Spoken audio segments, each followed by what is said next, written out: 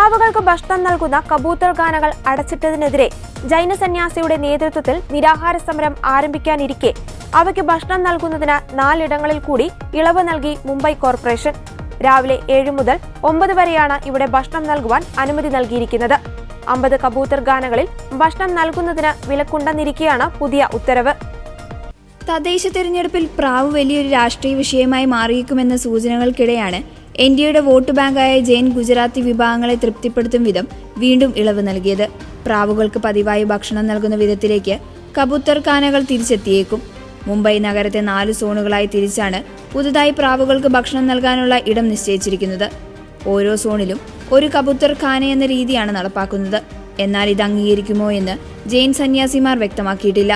പുതുതായി 4 സ്ഥലങ്ങൾ കൂടി അനുവദിച്ചത് ഹൈക്കോടതി നിർദ്ദേശത്തെ തുടർന്നാണ് BMCയുടെ വിശദീകരണം.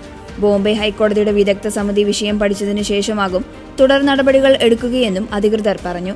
പ്രാവുകൾക്ക് ഭക്ഷണം നൽകാൻ ആഗ്രഹിക്കുന്നവർ നേരത്തെ അപേക്ഷകൾ നൽകണമെന്നും BMC നിർദ്ദേശിച്ചിട്ടുണ്ട്. കബൂത്തർ ഖാനകൾ അടച്ചുപൂട്ടിയതിനെ അനുകൂലിച്ചും പ്രതികൂലിച്ചും 9779 നിർദ്ദേശങ്ങളാണ് BMCക്ക് ലഭിച്ചിരിക്കുന്നത്.